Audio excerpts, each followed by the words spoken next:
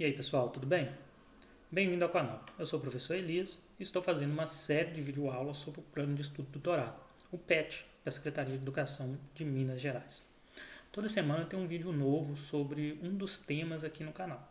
Hoje vamos conversar um pouquinho sobre a felicidade, tema da terceira semana de filosofia para o segundo ano do ensino médio.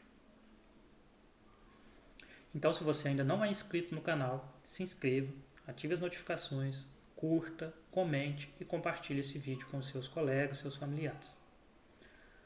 Os conceitos-chave dessa semana são hedonismo, ética das virtudes, justiça e niilismo. Farei uma breve introdução a eles, mas como de costume, peço para que vocês façam uma pesquisa mais profunda sobre os mesmos. Deixarei na descrição alguns dos links que vão ajudá-los nessa tarefa. O hedonismo é uma palavra de origem grega que significa prazer. É o nome dado às doutrinas filosóficas que têm o prazer como princípio moral. Para entendermos a ética das virtudes, precisamos entender, como Aristóteles, o que torna uma pessoa virtuosa. Em razão disso, o Aristóteles ele começa discutindo as virtudes particulares das pessoas. Então ele vai falar da bondade, da tolerância, da coragem. Para os gregos, a razão ela era tida como uma fonte de saber prático. Portanto, para eles, uma vida racional era também uma vida virtuosa. Mas com o tempo, essa forma de pensar ela foi sendo cada vez menos comum.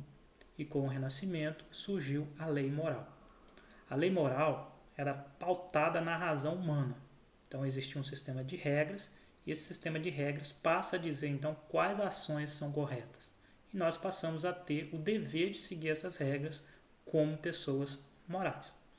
Os filósofos modernos, então, em vez de questionar como lá na antiguidade os primeiros filósofos acerca da ética das virtudes, como Aristóteles, por exemplo, então ao invés deles fazerem um questionamento sobre o que a vida tem que ter para ser boa, eles passam agora a questionar qual é a coisa certa a se fazer para então ter uma vida boa, deixando de seguir aí o caminho da ética das virtudes e passando a seguir o caminho do bem e da obrigação moral, ligado à forma de agir do ser humano.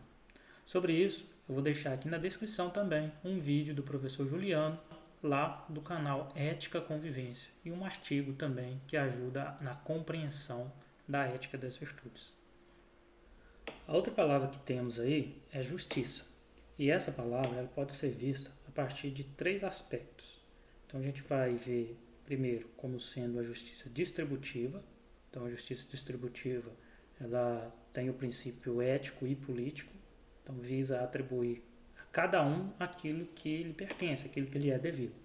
Em um segundo momento a gente tem a justiça comutativa. E aí a gente trata de regras, de leis. Então a gente está falando de leis que regulam as relações de convivência entre os indivíduos em uma sociedade.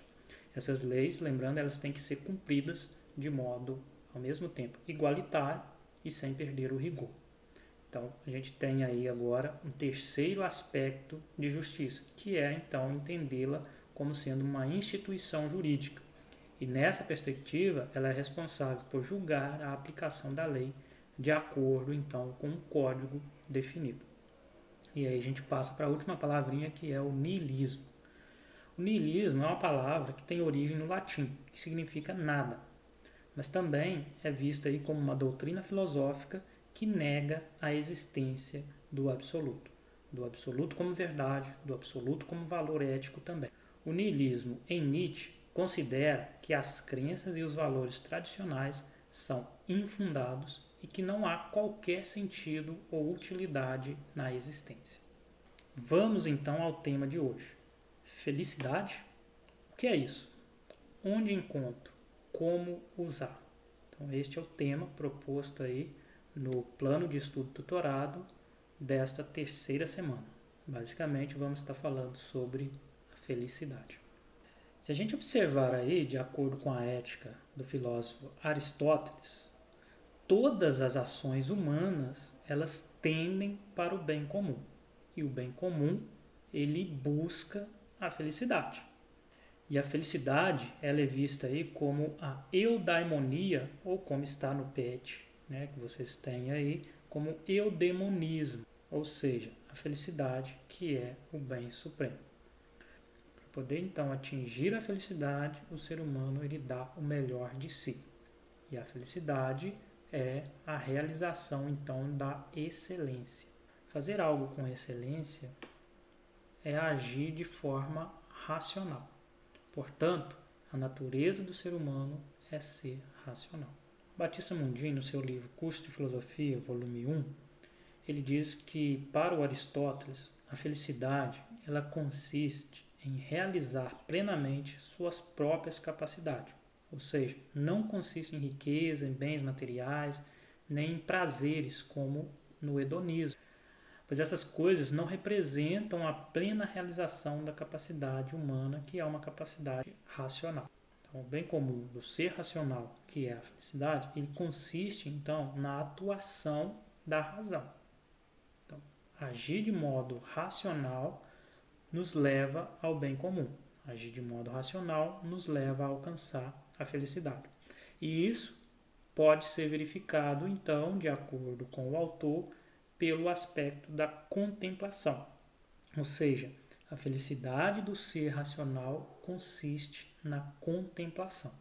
Mas, no caso do ser humano, ele não é puramente razão, não é 100% racional. Já nos alertava aí também o filósofo Aristóteles. Ele também é composto de faculdades ligadas ao sentido e, portanto, não há felicidade sem que sejam atendidas todas as faculdades da razão e dos sentidos.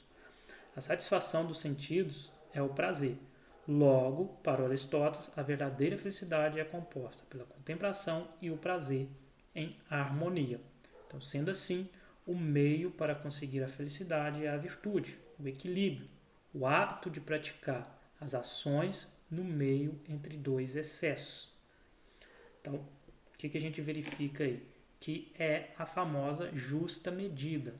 Para, então, que o ser humano atinja a felicidade na perspectiva do Aristóteles, deve haver, então, um equilíbrio entre as características racionais, que leva, por exemplo, à contemplação, e aquelas características que são ligadas aos sentidos, que leva, então, à satisfação. Se vocês pegarem o PET de vocês vão ver no final da página 122 que o autor vai colocar assim: só a satisfação não é suficiente para explicar a felicidade, porque ela supõe a realização de desejos que não raro são conflitantes. Então, só se consegue atingir a felicidade a partir da virtude. A virtude entendida como esse equilíbrio, nem tanto as coisas que distanciam o ser humano daquilo que é o bem comum, nem tanto as coisas que o aproximam demais, ok? Então, eu até coloco aí que aquilo que o ser humano faz, ou seja, as suas ações, elas podem tanto se tornarem imperfeitas por defeitos, quanto podem se tornar defeituosas por excesso de capricho. Então é nesse sentido que ele coloca aí que para poder atingir a felicidade é necessário que atinja aí um grau de equilíbrio. Estou deixando na descrição do vídeo um link sobre a felicidade do canal do meu amigo, compadre, professor Cláudio, e também um link no canal do meu amigo, professor José Aristides. Façam a gentileza de acessar e lá vocês com certeza vão poder enriquecer e aprender muito mais sobre a felicidade. Se esse vídeo te ajudou, não esqueça de curtir, de compartilhar, de deixar o seu comentário e, claro, se inscreva no canal, ative as notificações para receber em primeira mão todo o conteúdo que aqui eu postar. Obrigado, bons estudos, boa semana e até a próxima.